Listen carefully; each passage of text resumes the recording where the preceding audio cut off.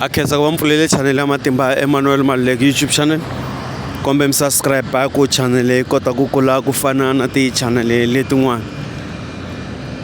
Ku na leswiya swa ku va ku hayi n'wana hi loyiwani wa rila a nga tleli na vusiku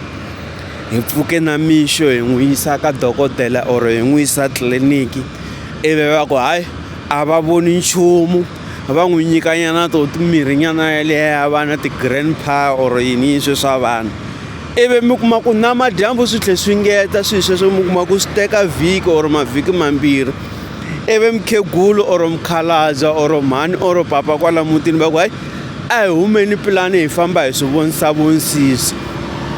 ivi loko va famba va swi lavisisa ivi va fika va kuma kun'wana va fika va va byela va ku hayi n'wana loyiwani va ri i rilela vito leri a ri rilelaku i vito ra munhu wo karhi or mukhalabye wo karhi or mukhegulu wo karhi kwala mutini a nga hundza emisaveni i lava ku tshama aka yena ma ni twisisa ivi ku ya ku endlweni ku laviwanyana swibyalaninyana ivi ku xaviwa tinjeti na mapalu ivi ku phahliwa n'wana luya ivi n'wana luya a hola mavabyi lama ivi a hamba a vitaniwa hi vito ra mukhalabye liya or mukhegulu luyani swi ta ya hi ku i n'wana wa nhwana or i n'wana wa jaha ke loko a ri n'wana wa jaha i ta kuma ku mukhalabye loyi a nga n'wi khoma a yi love khale va ku i mukhacani va ta n'wi thya vito ra mukhacani ivi loko ku ri keni i nhwenyana n'wana loyi munhu loyi a nga n'wi khoma yini i mukhegulu va ku hayi i mama yini ma ni twisisa ivi swi endla yini a hola mavabyi lama a vabyaku wona mavabyi lama i va a kha a tovatoviwa hi mukhalabye luya or mukhegulu luya i lava ku ta ku a tshama aka yena legacy ya mukhegulu luya or mukhalabye luya yi famba yi ya emahlweni ivi ti jika kun'wanyana hi letiwani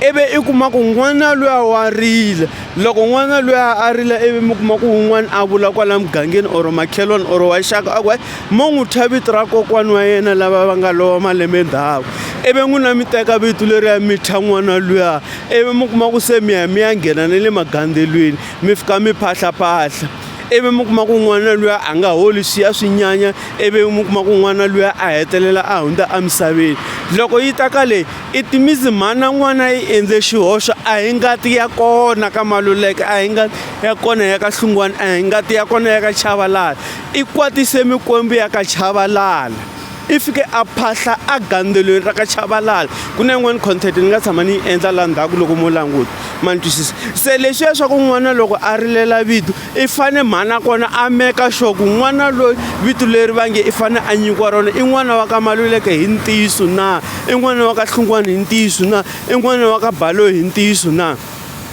hi ku mhana kona i ta fostela swilo ivi a fostela swilo hikuva yini a kha a chava ku hayi loko va ku n'wana loyiwani hi lava ku ta n'wi endlela phahlo a ni maswi ta ku na vosesi van'wana or vamhani van'wana va tirhisa nkani loko a fika vukatini a ku n'wina wa mina n'wana a nga pfumeleriwi ku phahliwa or a nga pfumeleriwi ku cheriwa fole hi mhaka ku ni nghena kereke yo karhi a hi nge munhu yaloyi nghena kereke ma ni twisisa i ta miyela kasi loko a miyela wa rivala ku hayi ni le ku dlayeni ka n'wana ma vona se vana vo tala mi kuma ku va hundza emisaveni or vana van'wana va hundza emisaveni hikuva vamhana va vona va endleni va tumbete xihundla se loko n'wana a rilela vito i fanele i meka sure ku n'wana loyi vito leri a rilela va lava ku n'wi fa rona va lava ku n'wi nyika rona laha mutini lowani hi rona ke